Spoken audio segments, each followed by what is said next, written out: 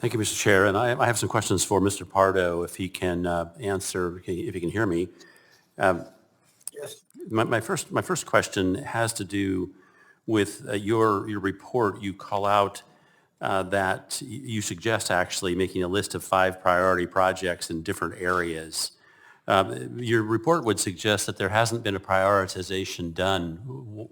Is that true? Are you saying there was no prioritization? If so, who decides what happens? Which projects get done first?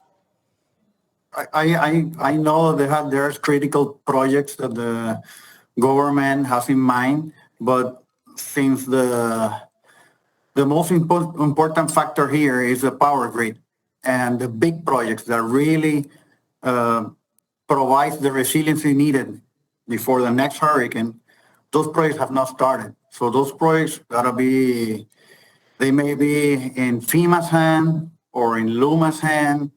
That's why the assignment of Jennifer Granholm is key to resolve those issues and put those projects out for construction. So let me, I'm going to hop around here a bit because I don't have much time.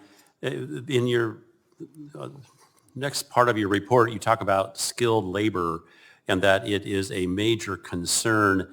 I looked quickly at the population of Puerto Rico, which is 3.264 million. I looked at the demographics and in the unemployment rate, it appears that your unemployment rate is 8.27%.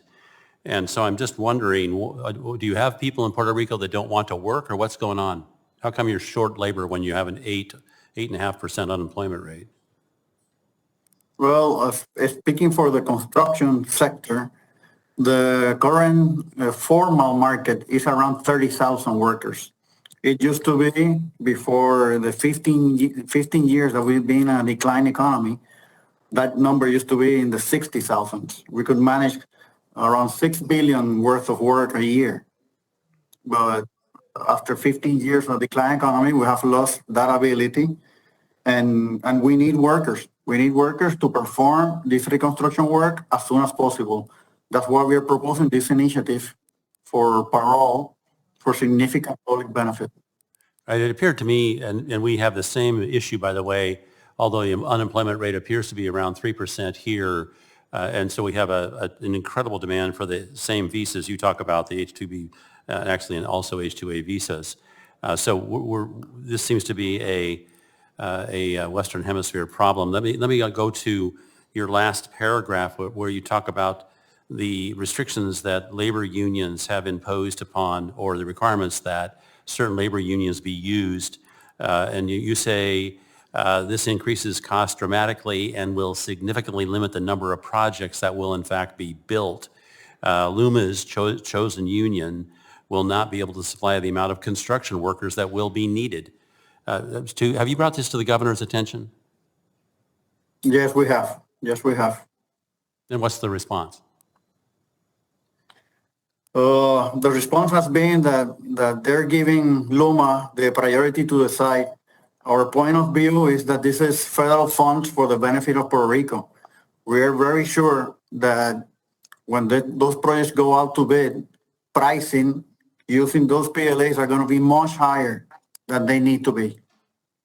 And if there any doubt, they can open it to the market and we can compare pricing so we can make the best use of the funds available. Right. So, well, I could comment on this, but I won't. I have a last question. You say that there should be, that the U.S. government, the Commonwealth, and the construction industry should work together to implement, quote, innovative solutions. Do you have one or two, some innovative solutions you would suggest? Yes. Thank you for your question. The parole for significant public benefit, that's a parole with a prerogative the executive branch can provide. Due to the hurricane in Puerto Rico, they can provide us with a parole using non-citizens currently living in Puerto Rico. It's not for people to come in. It's people that are currently living in Puerto Rico with an immigrant status, to provide them a formal way to work for these construction projects much needed, and they can be provided a legal way to legalize their status. Thank you, Mr. Pardo, very much. I yield back.